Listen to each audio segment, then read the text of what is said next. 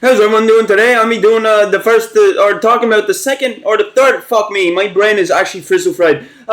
Today I'm be talking about the third episode to Welcome to Derry. I recorded this like 3 times because I just didn't really like the way I was in this video, but I'm just gonna do it here, give it to you straight. So anyway, this movie, yeah, it's a fucking movie now. Anyway, this episode starts off in 1908, which I think is pretty cool because you have to see how Pennywise was back in the day, how he worked. So basically we start off with this kid, Francis, and his dad, and they showed up to the circus because Francis needed to be surrounded by like-minded individuals. Fucking clown. So anyway, he walks into the fun house, and it might as well just be like someone's house party. He might as well just be at like the boys' cribs because it's just a bunch of people talking and shit. You know, there's like a guy playing piano, and then he walks into like this darker part of the funhouse where there's no lights or anything. It's just a lone guy.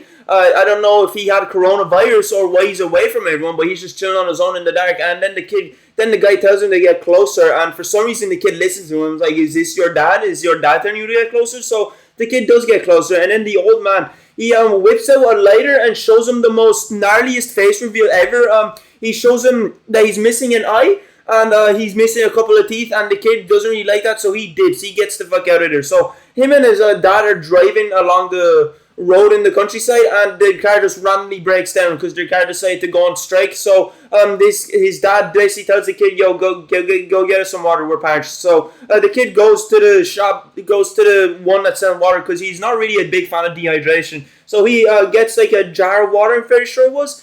And he's short a couple of cents. So she's like, "Oh, I noticed that slingshot, and you're not Bart Simpson, so you can give me that as payment." So that ended up being Secret Riz because he ended up befriending her basically, and they're having fun. They're running through the fields, and the kid your one ended up shitting herself. So the kid didn't really like how that smelled, so he sort of just runs away from her into the forest, and he's alone again in the darkness where no one else is. So he sees the old man behind the tree, and then he looks again. The old man's at this tree, the other guy's at this tree. And I'm like, this guy just has a teleporter up his ass. How's he doing this? So the kid ends up walking back. He ends up tripping on a stick, and he picks it up basically because he's going to perform some police brutality on this old man because if he gets any closer. So he's hiding behind a tree, and then he turns around. The old man is there, just appeared out of nowhere, and he basically just says hello to him. So then the kid just goes through his legs, hits him in the balls, and then just runs away. He doesn't hit him in the balls, I just said that. He runs away, and then turns out the old man isn't an old man. He's an old eldritch abomination piece of shit, and starts getting funky towards the kid because he gets on all fours and starts crawling after him like a disabled spider. And he's about to, the kid trips, and the old man's about to do something. He's about to get on top and about to like suck his life force out or some shit. But then out of nowhere, a wild dingleberry hits him in the face. Turns out it was your one from earlier on that he ended up giving the slingshot to. She shot a rock at his face, and that actually makes him tweak out. So this gives the kid enough time to get up, and they both start running away from the creature. Now the creature's pissed, but he also is drunk as fuck as well because he ends up like running in, and he also ends up bumping into like a lot of trees and shit. This man is not aware of his surroundings yet, and the scene just cuts off with the creature basically lunging at the kid. So then we cut back to Harlan, and basically he's leading this group, and they're gonna try and find Pennywise. With the same slingshot that was used by the kid earlier on, because the kid that used the slingshot earlier on was Francis, and Francis basically basically said, "Oh yeah, you can find the creature with something that marks it," and that slingshot was used on Pennywise. So basically he gave that to Harlan, and this black guy, I don't know, he has the slingshot, and he's sitting there in the plane. They're flying, and he's there holding the slingshot, and then he starts tweaking out. He is geeked off the yacht right now because he cannot function properly. So he gets up, starts walking around because he's fucking stoned as shit. He wants to look at his new surroundings, see what sort of reality is in. So he ends up walking. Water starts flooding around his feet. Then he turns around. Turns out he's back in Pennywise's lair, and the big steel door closes. He looks around. He sees the big wooden stage that says Pennywise on it. It opens up, and then there's two yellow eyes in the darkness, and Pennywise is basically like, "Who are you?"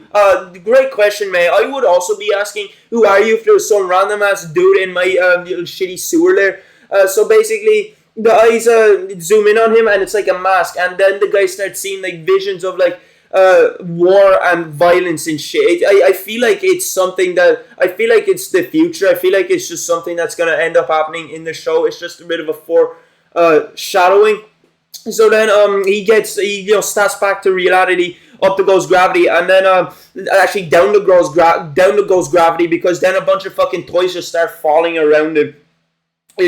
Start falling around his feet, and then he notices Pennywise's tall Christmas tree of floating corpses in his lair, and one of them, I'm fairly sure, is the guy's grandma or something related to him, because then the guy just say grandma to her, so then she floats up to him being like, what are you doing here? It's not visiting hours. So she tells him to get the fuck out and come back later. So he runs away, tries to open the steel door. Oh, but he's back at the plane. He's not in Derry, Maine. He's up in the air, not on the ground. So he's trying to like open the hatch to the plane, which is like above him, and like I don't know what the fuck it's called. It's like the back of the plane just opens up. It's kind of like it kind of opens up like a drawbridge. I don't know what it's called.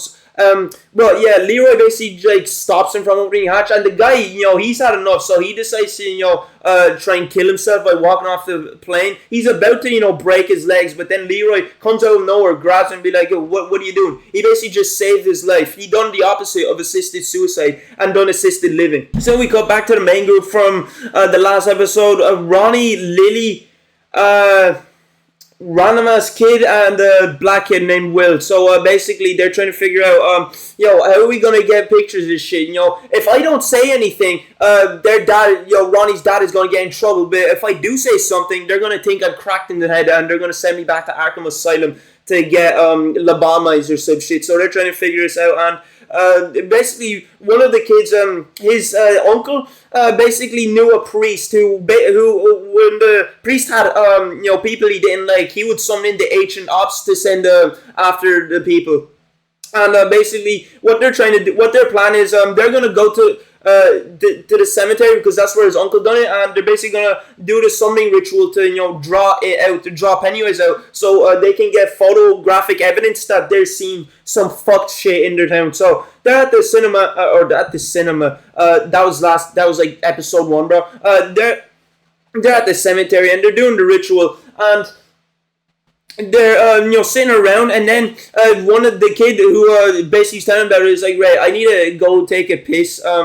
So then the kid's like, wait, hang on, didn't you say we have to like all be together? We have to be in this little gay circle, not leave, or else it won't work. And he's like, oh yeah, but you have to just be really quick. That's what my cousin told me. And they're like, hang the fuck on. You said your uncle told you. What's going on here? So then Ronnie kind of smells something a little bit shit here, so she ends up leaving, and then Lily ends up going after her as well. So because they think this ritual is a load of bullshit. So as they're cycling towards the gate, and then the gate ends up having the zoomies, because it ends up zooming out on them. So then as they're breaking apart, an earthquake or some shit just starts like happening, because then the ground just starts crumbling apart, it starts breaking apart like it's literally about to be hell merging with earth or some shit. Like demons are about to crawl out the ground and fucking kill these kids. So Lily's cycling, and then one of the kids are actually cycling. I'm fairly sure it's the guy that's talking about like his uncle telling him about like the summoning ritual. So he's cycling, then he sees a floating corpse coming at him, so he ducks underneath, the corpse goes past him, and then Lily's cycling as well. Another floating corpse is after her, so she turns around, quickly snaps a photo, because she's gonna put this shit on her Snapchat saying, the yard got him geeking. So then she ends up dropping the camera. I don't know how she dropped it, by the way. I just remembered the scene, seeing her like cycling, and then the car just goes and then the camera just goes flying and hanging off of a tree. I don't know. So then the black kid Will, he's cycling, and then one of the dead kids from the first episode, Susie, came back and is groping him, because she has like her hands around his waist. So he ends up basically cycling off like the edge of the ground into like some hole or abyss, but you'll see where he ends up later on, or in a bit, I should say. So then we get back to, so then Ronnie ends up getting back the camera, and she takes a picture of a flowing corpse, but then someone else just like fucking pops up in front of her like a cardboard cutout at a haunted house. So she ends up dropping that shit, because everyone in this group ended up fingering a jar of jam before going outside, because they're dropping it as if their fingers have been like in fucking oils or some shit. It's just slippery as fuck. So she ends up dropping it. The other kid gets it, and he ends up cycling down the hill, and he ends up dropping the camera as well. So this is where Will is at. He basically just went down into a hill, and he's basically near a crypt, and he saw something in the crypt. So he goes towards to see it so he can snap some pictures. He goes into the group, sees a hand on a pillar, and takes a picture. And I dead ass thought the kid was gonna die here. I thought the guy was just like killed because he just sort of snaps a picture and we just don't get to see him. It's like he disappears. But then at the end of the episode, he basically comes out of the crypt and the group, they end up reuniting, they end up escaping the cemetery, and then they break into the gaff and they get these pictures developed because they're gonna show the authorities what outer galactic predator they've been dealing with. And yeah, that's basically how the episode ends, with them getting the pictures and them seeing a clown. They saw a Pennywise in one of the pictures, and that's basically how the episode ends. So yeah, hope you did enjoy this video. See you later.